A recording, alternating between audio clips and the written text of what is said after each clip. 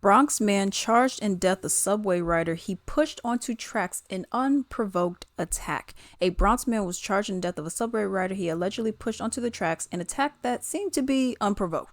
According to the police, it happened just before 7 p.m. on the 125th Street and Lexington Avenue subway station in East Harlem. NYPD says officers arrived to find 53-year-old Jason Volz had been shoved onto the number 4 train tracks. An oncoming train was not able to stop, and of course he was pronounced dead at the scene. Carlton McPherson, 24 years old, was arrested and charged with murder. Officials say he has multiple prior arrests and has a long and violent past. Why was he out on the streets? And this is a common reoccurrence that we're seeing. The suspect was captured on video sliding down a banister as detectives led him out of the East Harlem precinct.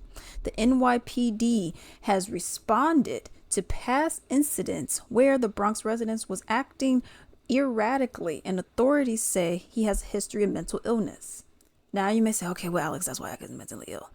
Yeah, but if you are a mentally ill person who is committing crimes and you have a violent past, should you not be in an institution? A forced, involuntary institution. He was released without bail after he was arraigned on an October 31st arrest for assault, menacing, harassment, and other charges in Brooklyn.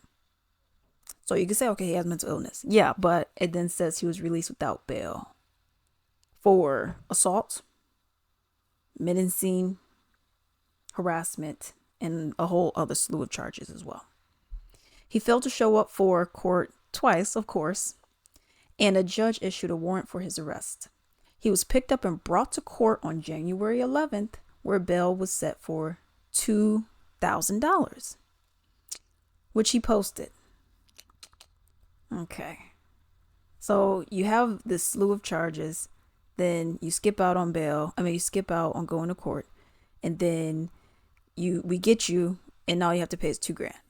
So we have a quote by Mayor Eric Adams, and it says, recidivism is a real issue. And the second issue we have in the city is a severe mental health issue, illness problem that was played out at 125th Street and Lexington Avenue at the subway station. And he was a recidivist. Several severe mental health issues, indicators of violence.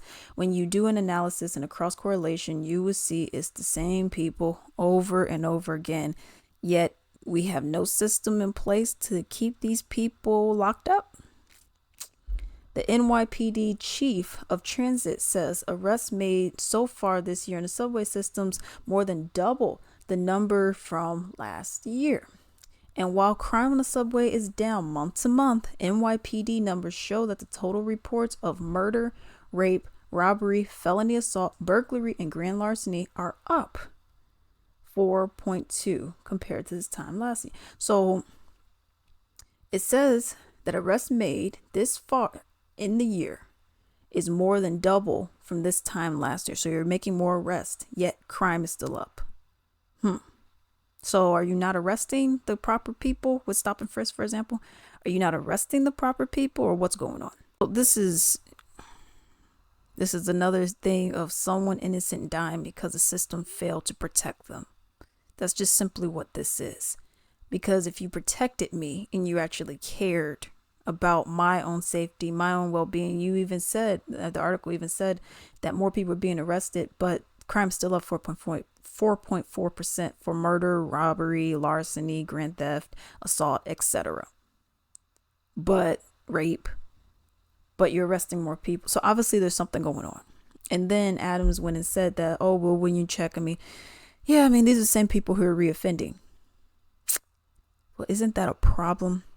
If these are the same people reoffending, can we have a system in place to keep them in there and not have someone who is assaulting people, etc., getting out on a $2,000 bail?